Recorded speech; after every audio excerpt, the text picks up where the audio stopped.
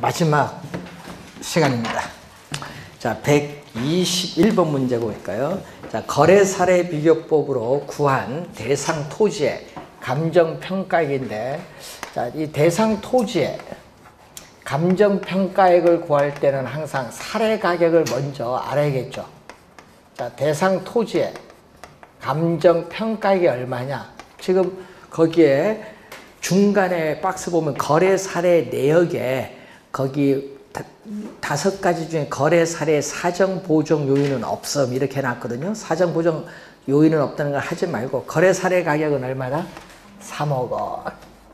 자, 사례 가격이 먼저 나왔죠. 그럼 사정 보정 해야 되는데 사정 보정은 할 필요가 없고, 자, 시점 수정은 지가 변동률이 나와 있어요. 2018년 3월 1일을 뭘로 본다? 100으로 봤다. 100으로 봤을 때 얼마까지? 우리 9월 1일까지 몇 프로? 4% 뭐 했다? 상승을 했다. 상승을 할 때는 뭐다? 플러스. 상승은 플러스. 하락은 뭐다? 마이너스. 시점 수정했어요. 자, 그럼 지역 요인 비교로 가는데, 자, 대상 토지는 거래 사례. 자, 거래 사례 인근 지역의 위치, 밑줄. 그럼 거래 사례 인근 지역에 위치하면요, 지역 요인은 비교할 필요가 없습니다. 왜? 인근 지역에 다 있으니까. 자, 그리고 개별 요인은, 개별 요인을 갈 때는 분모는 뭐죠? 사례고 분자는 뭐다? 대상인데, 이 대상 토지는 거래 사례에 비해, 거래 사례를 100%로 볼 때 대상 토지는 거래 사례에 비해서 몇 프로? 5% 뭐다? 열세. 열세일 때는 뭐죠? 마이너스. 열세일 때는 마이너스고 우세일 때는 뭐죠? 플러스. 우세일 때는 플러스, 열세일 때는 마이너스. 자, 이렇게 이제 해서 구하면 되겠죠. 자, 그런데 주의해야 될 건 면적이 다르다. 자, 문제는 사례가 얼마? 사례 면적은 얼마? 100제곱미터고 대상 토지는 120이다. 이렇게 면적이 다를 때는 면적을 또 비교해 줘야 돼. 요거 잘못 빠져서 계산하신 분이 있거든요. 가끔 좀 주의를 좀 해두고, 요건 얼마? 1.2. 요거는 얼마? 100분의 90은 0.95.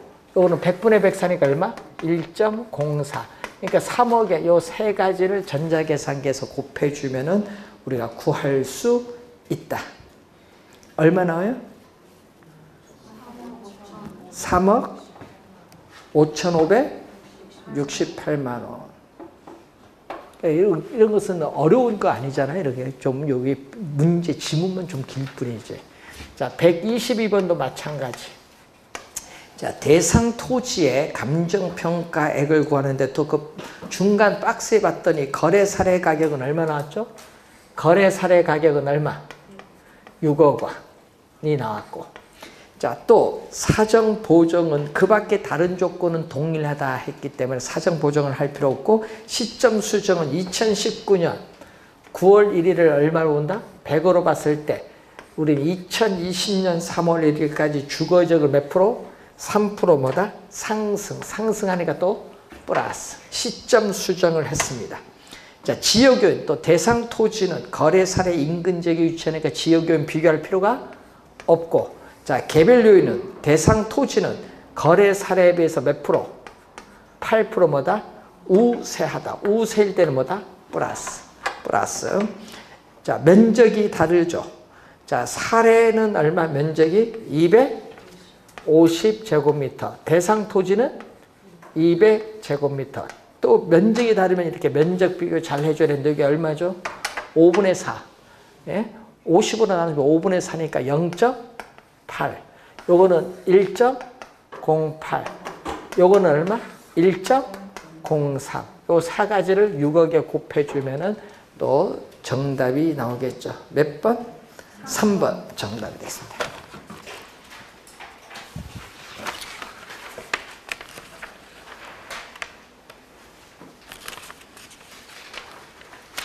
자, 거래 사례 비교법은 뭐 구하는 이런 계산 문제 출제하는 거죠. 자, 그리고 123번은 우리가 수익환원법에 대한 문제죠. 자, 123번은 가능, 총소득 얼마? 문제에서 가능 총소득 1억 원이 주어졌어요. 가능 총소득 1억 원. 공실 및 대소는 가능 총소득 1억 원의 10%.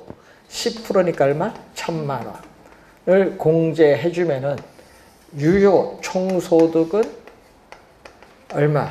9천만 원. 자, 1번 지문해 볼까요? 유효 총소득은 얼마? 9천만 원이고 운영경비는 9천만 원에 얼마?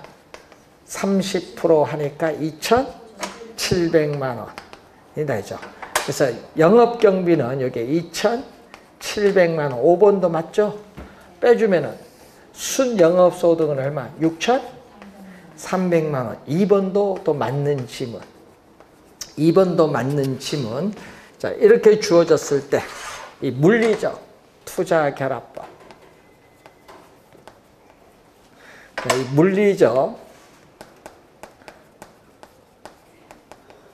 물리적 투자 결합, 토지 건물이 결합된 복합 부동산에서는 물리적 투자 결합법을 적용을 하는데 우선 환원 이율을 구해야 되는데 환원 이율은 토지 건물 소득이 분리되니까 토지 투자자가 요구하는 수익률인 토지 환원 이율에다가 건물 투자자가 요구하는 수익률인 건물 환원율 이렇게 토지 건물이 분리가 돼요. 이때 또 뭐가 나오죠? 전체 가중치인데 전체 부동산 가격에서 토지 가격이 차지하는 비율 전체 부동산 가격에서 건물 가격이 차지하는 비율이 들어가죠. 자, 이때 토지 환원율은 몇 프로? 토지 환원율은 3%.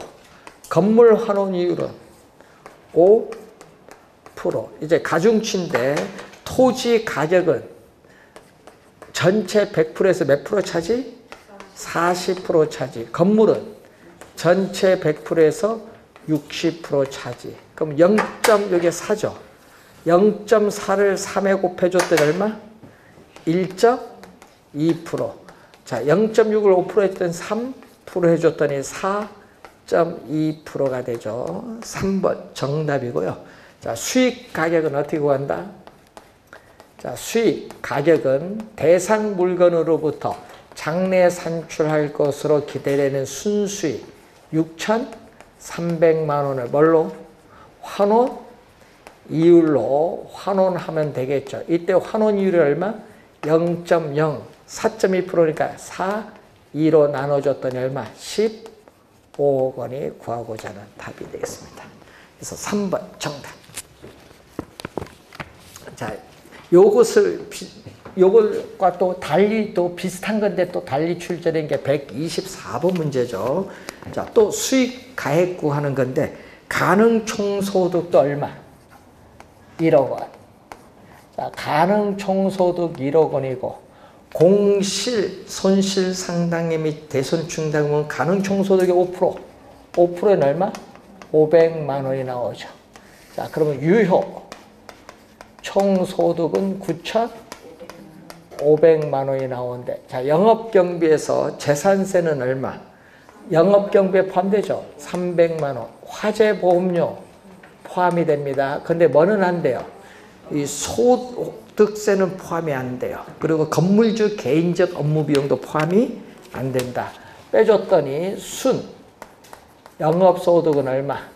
9천만 원이 순 영업소득이 되겠죠. 자, 이때 환원 이율은 자, 물리적 투자 결합법에 의한 환원 이율은 자, 토지 환원 이율은 몇 프로? 5%. 토지 환원 이율은 5%. 건물 환원 이율은 10%. 자, 토지 가액은 전체 100%에서 몇 프로를 차지? 40%를 차지. 건물은 전체 100%에서 건물 가액은 60% 차지. 0.4를 5% 곱해주니까 몇 프로? 2%. 자, 0.6을 10% 곱해주니까 6% 해주니까 환원율은 몇 프로? 8%. 자, 그래서 수익 가액은 장래에 산출할 것으로 기대되는 순수익은 9천만 원인데 이걸 환원율 8%, 0.08로 나눠주면 되죠. 분모 분자를 100을 곱해주면은 90억 원을 8로 나눠주니까 얼마? 11억 2,500만 원이 나오죠. 3번 정답. 11억 2,500만 원. 자, 여러분이 환원율 보면 물리적 투자결합법을 제일 많이 내요. 출제할 때 보면 출제원들이. 그래서 123번 4번 유형 잘 익혀두시기 바랍니다. 작년에도 수익환원법, 수익가액 구하는 걸 작년은 출제는 쉬웠어요. 왜? 물리적 투자결합법으로 낸 것이 아니라 환원율 10% 이렇게 주어졌어요. 자, 125번 환원 이율에 관한 설명으로 틀린 것은 환원 이율은 투하된 자본에 대한 수익의 비율로서 상각 후 세공제전 이율 1번이 정답이 되겠는데, 자, 여러분 125번의 1번은요 적산법이 있죠. 여러분 원가 방식에서의 적산법에서의 기대 이율의 개념. 자, 적산법에서의 무슨 개념? 기대 이율. 기대 이율은 부동산을 취득하는데 투하된 자본에 대한 수익과의 비율인데 이 상각 후 세공제전이다. 상각 후 세공제전 수익에 해당하는 이율의 개념.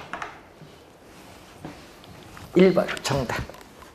2번 환원 이율은 개별 환원 이율이 있고 종합 환원 이율이 있죠. 개별 환원 이율은 토지, 건물 각각의 환원 이율을 말하고 종합 환원 이율은 뭐죠? 토지, 건물 등 2개 이상의 물건에 적용되는 환원 이율은 종합 환원 이율입니다.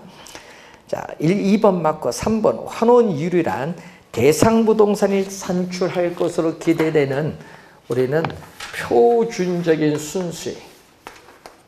자, 이 환원 이율은 이 표준적인 순수익과 부동산 가격의 비율을 의미하죠. 그래서 우리는 부동산의 수익성을 나타낸다. 부동산 가격이 10억에 1억이면 10%. 이 수익성을 나타낸다는 거죠. 4번 환원 이율은 순수익을 환원해서 수익 가격 구하는 거잖아요. 여기서 우리는 수익 가격은 순수익을 우리는 자본 환원 이율로 자본 환원해서 수익 가격을 구하는 경우에 적용되는데 부동산의 뭐를? 수익성을 나타내는데, 자, 순수익이 안정적이라면 환원율이 높으면 수익 가액은 낮아요. 그리고 환원 이율이 낮으면 수익 가액은 높게 나타난다. 그래서 환원 이율과 수익 가격은 서로 어떤 관계? 역관계에 있다라는 거. 5번 세 공제전 환원율. 자, 여러분이 또 환원 이율은 세 공제 여부에 따라 세 공제전 환원 이율이 있고 또 세 공제 후 환원이 있고 또 감가상각률 포함 여부에 따라 상각전 환원 이율, 상각 후 환원 이율도 있는데, 자, 세 공제전 환원 이율이란 세금으로 인한 수익의 변동을 환원 이율에 반영을 하여 조정하지 않은 밑줄. 조정하지 않은 건 세전이고요. 조정한 하면 뭐다? 세후. 조정하지 않은 환원 이율을 말한다.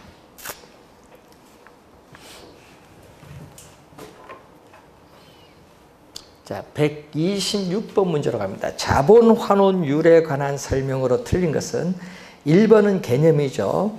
표준적인 순영업소득과 부동산 가격의 비율인데 개념이 나와 있고, 2번 감가상각전의 순영업소득으로 가치를 우리가 추계하는 경우에는 감가상각률을 제외한 밑줄.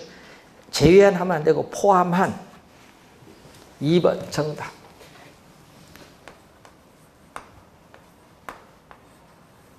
자, 여러분 이 얘기거든요. 가격을 구할 때는 상각전, 순수익, 순영업소득 구할 때는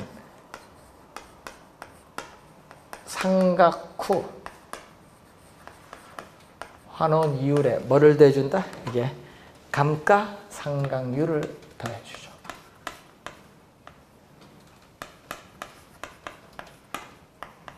감가상각률을 뭐 했다? 제외한이 아니라 뭐? 포함한.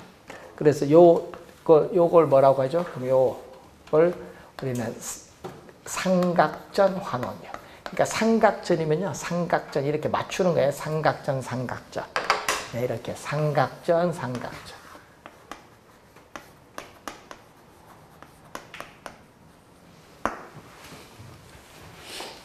그래서 2번 정답. 3번 할인 현금 흐름 분석법에서는 별도로 자본 회수율을 계산하지 않죠. 여러분 처분 시에 우리는 자본을 회수하기 때문에 자본 회수를 별도로 고려하지 않습니다. 그래서 3번 맞는 지문. 4번 부채 감당법에 의한 자본 환원율은 어떻게 되죠? 자, 여러분 환원 이율을 구하는 방법에 있어서 부채 감당법은 누구 입장에서? 대출자인 저당 투자자 입장. 자, 대출자인 저당 투자자 입장에서 환원 이율을 구한다. 저당 투자자 입장에서 환원 이율을 구하는 거예요. 자, 저당 투자자 입장에서 구할 때 환원 이율은 뭐에 근거? 부채 감당률에 근거하죠. 부채 감당률에 근거한다. 요게 근거해서 구하는데 여기다가 부동산 가격에 대해서 대출금이 차지하는 비율, 대부 비율에 또 뭐를? 우리는 저당 상수죠. 이제 금융기관이 중시하는 요소로 환원 이율을 구하기 때문에 객관적이라는 장점이 있습니다. 여기 4번 설명이고 5번째 지분 수익률 개념이 나와 있죠. 매 기간 세전 현금 수지 현가와 이 기말 지분 복귀 현가의 합을 지분 투자율과 일치시킨다. 일치시키는 할인율을 우리는 지분 수익률이라고 한다. 자, 이 얘기거든요.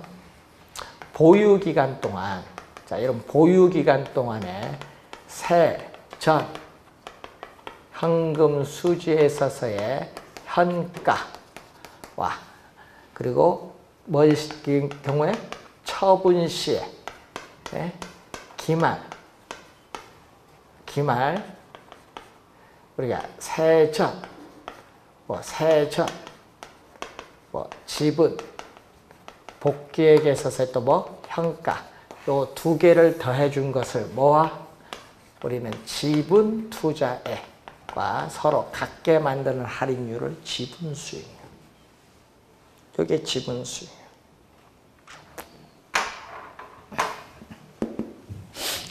자, 2번이 정답이 되겠습니다. 127번.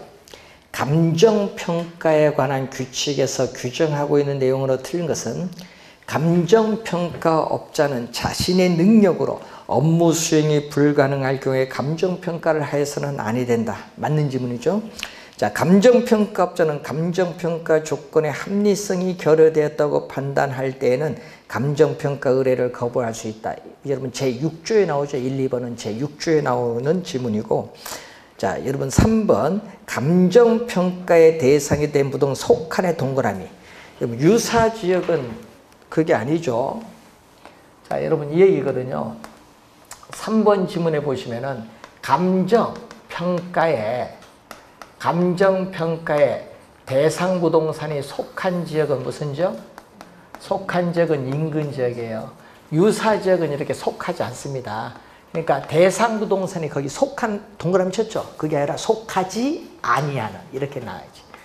그림에 보듯이 이렇게 속하지 아니하는 지역으로서 인근 지역과 유사한 특성을 갖는 지역을 유사지역. 자, 인근 지역, 유사지역을 포함한 이 광역적인 권역을 뭐라고 하죠? 동일수급법. 3번 정답. 4번 작년에도 출제했죠. 둘 이상의 대상 물건 상호 간의 용도상 불가분의 관계가 있는 경우에는 우리는 일괄하여 감정평가할 수 있죠. 자, 여러분 감정평가에 관한 규칙 제7조 2항에 나오죠. 작년에도 출제된 지문이죠. 2항 일괄 평가에 대한 설명.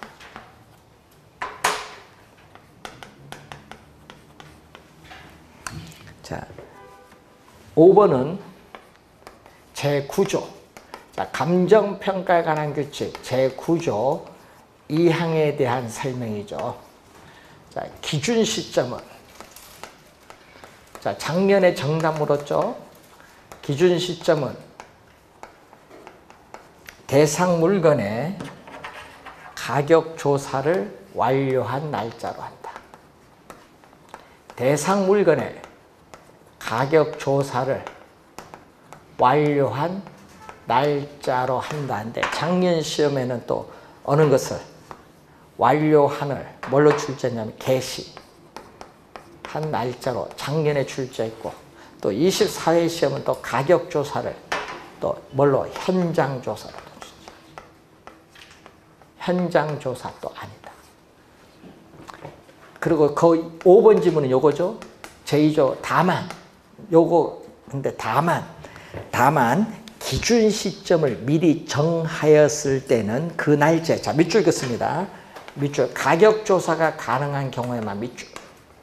그게 포인트예요. 가격 조사가 가능한 경우에만 기준 시점으로 할 수 있다. 가능한 경우에만 기준 시점으로 할 수 있는데 시험 문제는 이걸 뭘로 출제한다. 가격 조사가 가능하지 않더라도 이렇게 출제를 많이 해요. 말을 바꿔서 가격 조사가 가능하지 않더라도 이렇게 출제를 많이 한다는 거 주의 좀 해두셔야 됩니다. 말을 바꿔버립니다. 자, 3번 정답이 되겠습니다. 자, 128번 감정평가에 규정된 내용으로 옳은 것을 모두 고른 것. 자, 대상 물건에 대한 감정평가액은 적정 가격이 아니죠. 뭐죠? 시장 가치를 기준으로 결정합니다. 시장 가치를 기준으로 결정한다. 여러분 적정 가격, 부동산 가격 공시에 관한 법률에서는 적정 가격이지만 감정평가에 관한 규칙에서는 시장 가치죠. 제5조 1항에 나와 있죠. 제5조 1항. 니은 살림은 산지와 이목을 구분하여 평가함을 원칙으로 한다. 니은은 감정평가에 관한 규칙 제17조 1항에 나와 있죠. 1항. 살림의 평가. 감정평가업자가 살림을 감정평가할 때에는 산지와 임목을 구분하여 감정평가하여야 한다. 이 경우 임목은 거래사례비교법을 적용하되 지름이 작은 숲인 소경목림은 원가법을 적용할 수 있다. 그게 1항에 나온 거죠. 니은은 맞는 지문. 디귿 제2조 12의 3이죠. 적정한 실거래가의 개념입니다. 부동산 거래 신고에 관한 법률에 따라 신고한 실제 거래 가격으로서 거래 시점이 도시적 3년, 5년 동그라미, 도시적은 3년 이내, 그 밖의 지역은 5년 이내인 거래 가격 중에서 감정평가업자가 인근지역의 지가 수준 등을 고려하여 감정평가의 기준으로 적용하기에 적정하다고 판단하는 거래 가격을 말하죠. 예? 그래서 디귿은 뭐의 설명? 제2조. 제2조의 12의 3에 대한 설명이죠. 적정한 실거래가. 네 번째, 둘 이상의 대상 물건이 일체로 거래되거나 대상 물건 상호 간의 용도상 불가분의 관계가 있는 경우는 일괄하여 감정평가할 수 있다. 요거는 뭐다? 제7조 2항. 맞죠? 자, 여러분 니은, 디귿, 니을이 맞아요. 3번이 정답이고요. 그 기역과 미음은 틀렸는데 미음은 뭐예요? 미음은 15조 1항이거든요. 자, 건물인데 자, 건물은 거래사례비교법이 아니라 뭐다? 원가법. 꼭 기억을 해야 합니다. 건물은 거래사례비교법이 아니라 원가법. 자, 20조 2항에 보면은 여러분이 건설기계, 선박, 항공기도 뭐를 적용한다? 원가법을 적용해요. 그런데 뭐는 안 된다? 20조 1항의 자동차는 원가법이 아니다. 거래사례비교법이에요. 자동차는 원가법이 아니다. 주의 많이 해두셔야 돼요. 원가법 4개 꼭 기억하고 다니셔야 됩니다. 129번 문제로 갑니다. 감정평가에 관한 규칙의 내용으로 틀린 것. 대상 물건에 대한 감정평가액은 시장 가치를 기준으로 결정하나 요거는 뭐다? 제5조 1항. 쉼표 뒤에는요 제5조 2항이야. 쉼표 뒤에는 제5조 2항인데 어떻게 돼요? 여러분 법령에 다른 규정이 있는 경우, 감정평가 의뢰인이 요청하는 경우, 감정평가의 목적이나 대상 물건의 특성에 비추어 사회의 통념상 필요하다고 인정되는 경우에는 뭐를 가지고 시장 가치 외의 가치를 기준으로 결정할 수 있다. 1, 2항을 섞어서 우리가 출제를 한 겁니다. 2번은 아까 설명했고 3번 가치 형성 요인은 대상 물건의 경제적 가치에 영향을 미치는 일반 요인, 지역 요인 및 개별 요인 등을 말한다. 24회와 29회 출제된 지문이죠. 4번은 27회 판례 시험에 출제되고 28회는 정답으로 물었습니다. 시장가치 개념이죠. 자, 129번에 4번은 제2조 제1호에 나오는 시장가치의 개념. 평가, 대상, 토지 등이 통상적 시장입니다. 여러분 시험에 28회는 합리적 시장으로 출제했어. 합리적 시장이 아니라 통상적 시장에서 충분한 기간 동안 거래를 위하여 공개된 후 그 대상 물건 내용에 정통한 당사자 사이에 신중하고 자발적인 거래가 있을 경우, 자, 몇 줄 볼까요? 성립될 가능성이 가장 높다고 인정되는 대상 물건의 가액 몇 줄? 자, 여기 시장가치 개념입니다. 자, 5번 감정평가의 대상이 된 부동산이 속한 지역으로서 부동산의 이용이 동질적이고 가치 형성 요인 중 지역 요인을 공유하는 지역은 인근 지역. 5번 정답인데 지역 요인을 공유할 때 지역의 동그라미. 여러분 29회는요 요거 개별 요인으로 출제했어요. 29회 정답이었죠. 지역 요인입니다. 여러분 5번은 작년에도 출제했습니다. 인근 지역의 개념. 자, 130번 갑니다. 자, 토지는 뭐다? 감정평가에 관한 주된 평가 방법의 토지는 14조 1항이에요. 14조 1항의 토지는 공시지가 기준법. 자, 건물은 15조 1항이죠. 원가법. 자, 16조. 자, 16조에 토지와 건물에 있어서의 일괄 평가는 뭐다? 거래사례비교법. 이거 17조입니다. 16조죠. 자, 네 번째 임대료는 22조입니다. 임대사례비교법. 임대사례비교법이고, 자, 광업재단은 어디 속한다? 19조 2항이죠. 광업재단은 19조 2항으로서 요거는 수익환원법. 광업재단은 수익환원법. 자, 그리고 과수원은 18조. 요거 과수원은 수익환원법이 아니에요. 뭐다? 거래사례비교법. 자동차. 여러분 자동차는 원가법이 아니에요. 거래사례비교법. 20조 1항이죠. 그래서 5번이 정답인데 여기다가 또 뭐 동산 21조. 동산도 거래사례비교법. 자, 여러분 제23조 가면요. 23조에 거기 3항에 보면요. 영업권, 특허권, 저작권, 디자인권, 상표권, 전용 측성 이용권 이런 무형자산은 뭐를 평가한다? 수익환원법. 자, 24조에 있어서의 2항에 보면요. 증권거래소에 시세가 없는 비상장채권 수익환원법. 24조의 3항에 보면 기업가치를 평가할 때도 뭐? 수익환원법. 그런데 24조 2항에 보면은 증권거래소에 시세가 있는 상장채권은 뭐다? 상장채권은 거래사례비교법. 17조 2항에 산지와 임목, 산재와 임목의 일괄평가 17조 2항 요것도 뭐다? 우리 일괄평가할 때는 거래사례비교법 요 무슨 뭐를 적용한다? 거래사례비교법을 적용한다. 여러분 올해 시험에 요 주된 평가 방법 원래 출제가 예상이 되고 감정평가에 관한 규칙 용어 있죠? 용어 5개 넣고 틀린 거 요것도 출제 원래 예상이 돼요. 그러니까 요거는 틀리면 안 됩니다. 요건 쉬운 문제. 요거는 맞춰줘야 되는 그런 유형의 문제입니다. 자, 부동산의 가치와 가격에 관한 설명인데, 자, 가격과 가치에 있죠. 우선 개념상의 차이가 있을 수 있죠. 자, 거기 보시면은 가치는 일정 시점에서 교환의 대가로 실제로 지불된 시점에서의 가격은 단 한 개.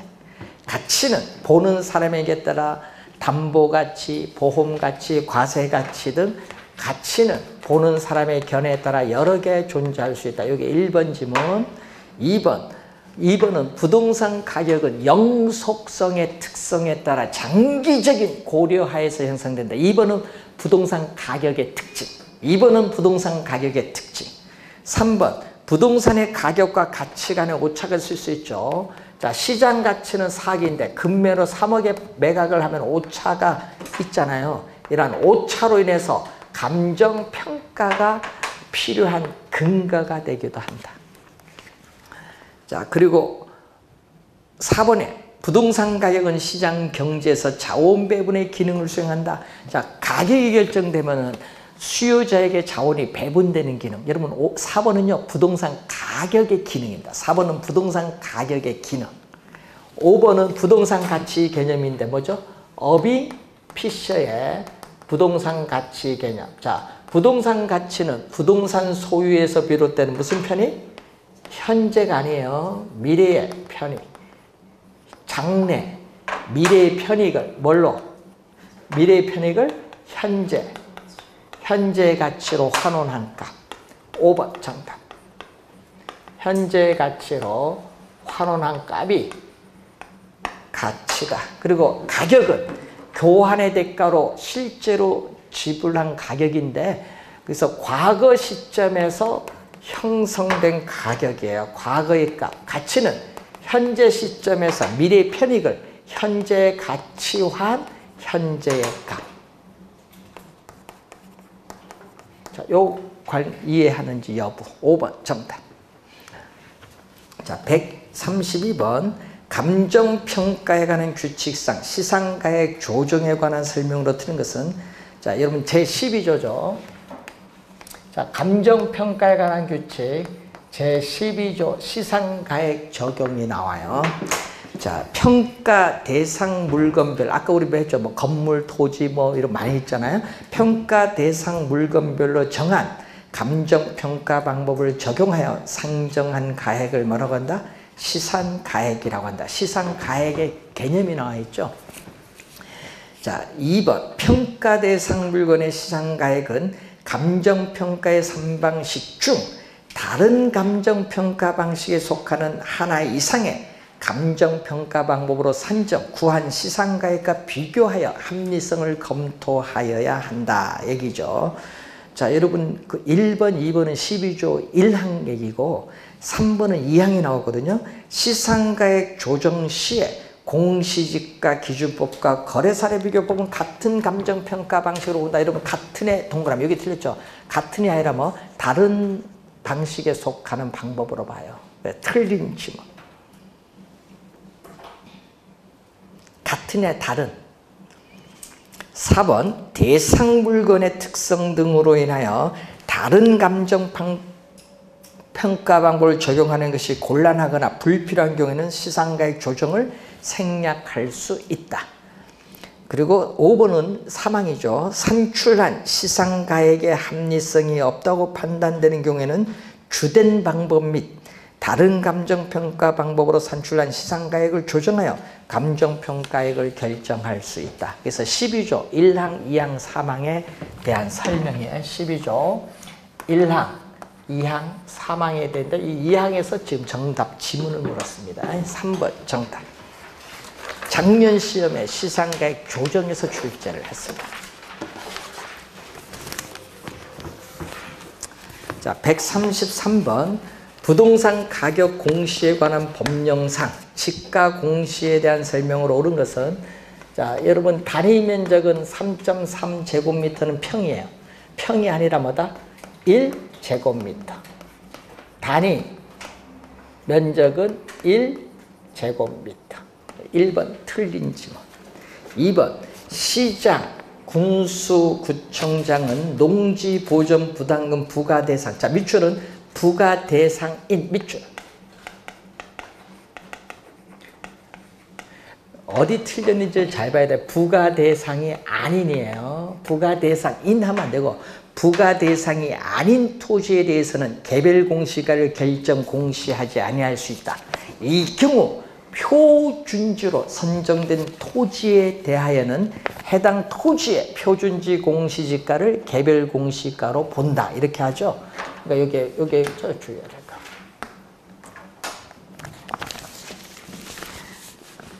2번은 작년 질문에도 출제를 했었죠. 3번도 작년에 출제했었죠.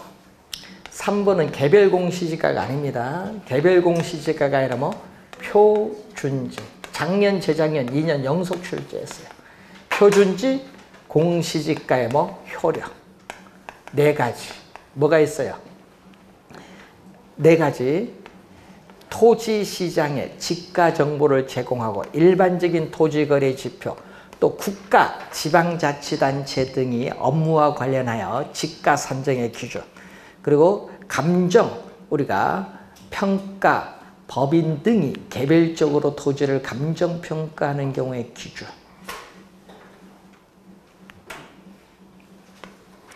자, 여러분 거기에 4번, 거기 여러분 지문에 감정평가업자가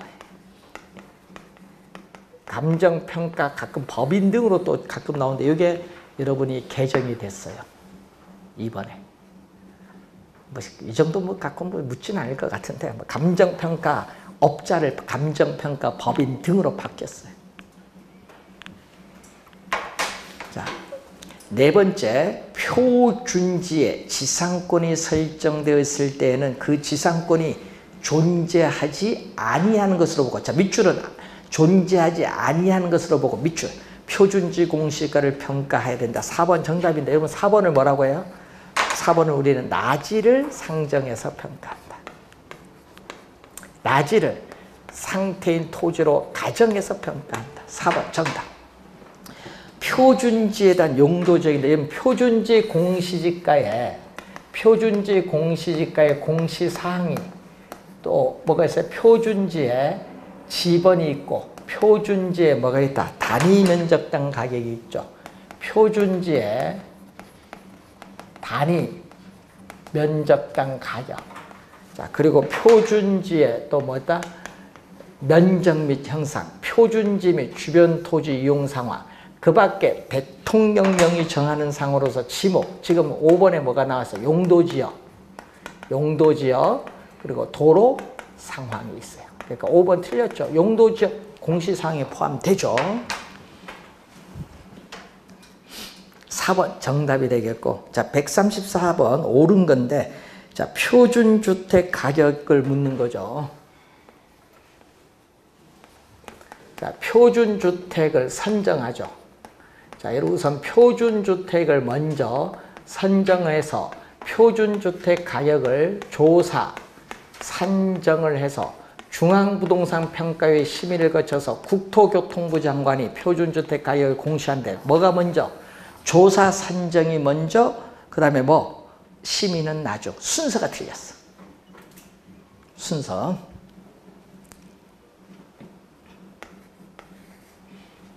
자, 2번 신축된 단독주택에 대하여 개별주택 가격을 결정 공시할 경우엔, 자, 밑줄 해당 연도의 공시 기준일이 아니라 대통령령으로 정하는 날. 자, 대통령령으로 정하는 날을 기준. 자, 대통령령으로 정하는 날을 기준으로 하여 개별주택 가격을 결정 공시하여야 한다. 해당 연도의 공시 기준이 아닙니다. 자, 세 번째는 아파트. 여러분, 국세청장이 국토교통부 장관과 협의를 하는데 어떻게? 상속세 및 증여세법, 소득세법에 있어서 그렇죠. 그래서 아파트 건축 연면적 165제곱미터를 뭐 한다? 미만이 아니라 뭐? 이상인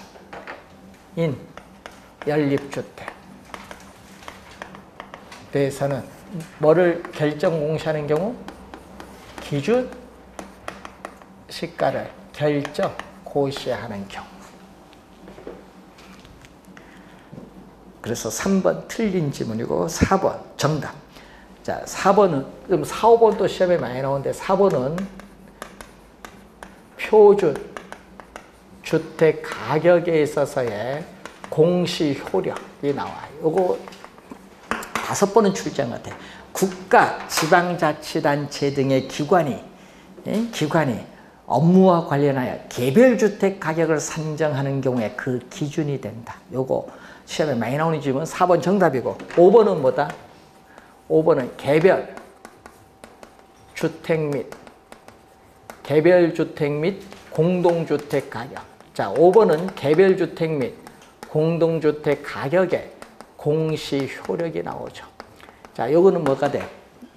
공시 효력, 주택 시장에 가격 정보를 제공하죠.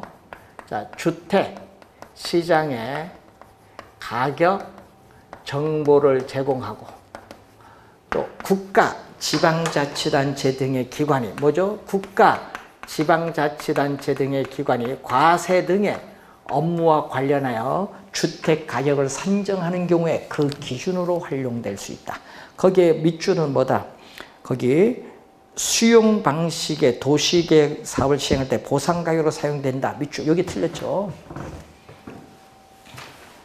4번 정답이 되겠습니다. 공시 효력은 많이 나와요, 시험에. 그리고 아까 표준지 공시가의 공시 효력, 개별주택 가격, 공동주택 가격, 공시 효력은 시험에 많이 나온다는 거. 자, 135번 문제로 갑니다. 옳은 것. 다가구 주택은 공동주택 가격의 공시 대상이다. 여러분, 다가구 주택은 공동주택이 아닙니다. 단독주택이지. 공동주택은 뭐? 다세대 주택, 연립주택, 아파트. 틀린 지문. 2번. 개별 공시지가의 공시기준. 여러분, 공시기준일은 1월 1일. 공시기준일은 1월 1일. 자, 표준주택에 그 주택의 사용 수익을 제한하는 권리가 설정됐을 때는, 자, 밑줄은 이를 반영하여 밑줄. 이를 반영하여 밑줄. 어떻게 돼요? 그러한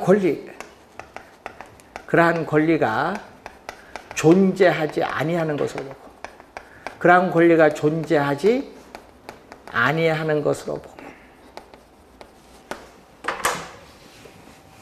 그래서 이를 반영하여 하니까 틀린 지문. 4번 표준지 공시지가의 공시공자는 국토교통부 장관은 표준지 공시지가, 공동주택 가격, 표준주택 가격의 공시권자는 국토교통부 장관, 개별 공시지가와 개별주택 가격의 공시권자는 시장, 군수 또는 구청장. 5번 정답이 되겠네요. 국세 또는 지방세 부과 대상이 아닌, 자, 또 뭐뭇이 아닌 밑줄. 이게 또 포인트. 아닌 단독주택 가격은 개별주택 가격을 결정 공시하지 아니할 수 있다. 이 경우 단독주택으로 선정된, 우리가 표준주택으로 선정된 주택에 대하여는 해당 표준주택 가격을 개별주택 가격으로 본다라고 하죠. 그래서 시험 지문에 또 5번 지문도 자주 또 출제를 하는 지문입니다. 자, 원래 부동산 가격 공시제도는 한 문제 출제를 합니다. 그래서 작년, 재작년 토지 가격 공시제도에서 출제인데 주택 가격, 토지 이렇게 묶어서 출제할 수도 있다는 것. 자, 비주거용 부동산 가격의 공시적으로는 아직 출제를 한 번도 하지 않았습니다. 도입된 지 얼마 안 돼서 한번 잘 확인해 두시고, 자, 여러분이 우선 오늘 배운 거 잘 정리를 해 두시고, 우리가 수요일 날은 또 여러분이 우리가 올해 출제 예상되는 좀 좋은 유형의 문제를 위해서 한 40문제 또 정리를 하도록 하겠습니다. 자, 오늘 수고하셨습니다. 안녕히 가십시오.